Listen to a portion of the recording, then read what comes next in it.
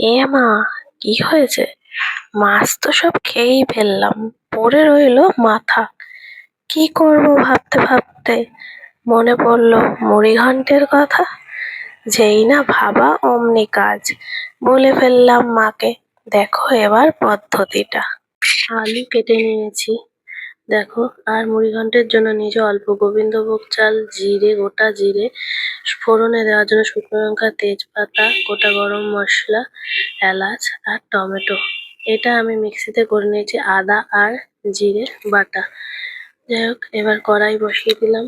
কড়াইতে তেল দিয়ে দিলাম, তেল। তেল গরম হয়ে গেলে দিয়ে দেবো মাছের মাথাগুলো। মাছটা ছিল বড্ড ছোট, তাই মাথাগুলোও ছোট।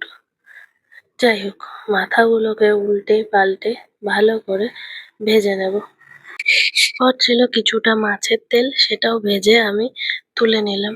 তারপরে গরম তেলের মধ্যে সবগুলো গরম মশলা, তেজপাতা আর জিরে, শুকনো লঙ্কাগুলো ফোড়নে দিয়ে ভালো করে ভাজা ভাজা করে নেব। তার মধ্যে দিয়ে দেবো কেটে রাখা ডুমডুম করে রাখা আলুগুলোকে। তোমরা চাইলে সেদ্ধ করে নিতে পারো। এর মধ্যে দিয়ে দেবো স্বাদ মতো নুন, হলুদ দিয়ে ভালো করে নাড়িয়ে চাড়িয়ে যাতে হলুদ নুনগুলো ভালো করে আলুর গায়ে মাখা হয়ে যায়। তারপর ঢেকে ঢেকে ভেজে নেব। এরপর ভাজা ভাজা হয়ে আসলে তাতে দিয়ে দেবো টমেটো কুচিগুলো। সেই দিয়েও আমি ভালো করে নাড়াচাড়া করে ভেজে নেব। তারপরে ওর মধ্যে দিয়ে দেবো গোবিন্দভোগ যে এক মুঠ চাল নিয়েছিলাম, ধুয়ে রেখেছিলাম, সেই চালটা দিয়ে ভালো করে আলুর সাথে মেখে, মানে মাখা মাখা করে কষিয়ে ঢেকে রাখবো কিছুক্ষণ। সেই ভিডিওটা এখানে দেওয়া হয়নি।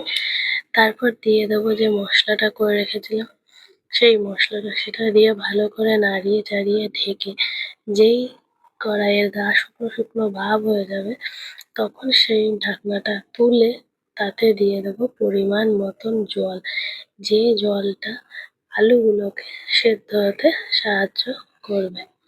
আর তার মধ্যে ডুবিয়ে দিলাম ছোট্ট ছোট্ট মাছের মাথাগুলো, সঙ্গে কিছু সবুজ সবুজ কাঁচা লঙ্কা।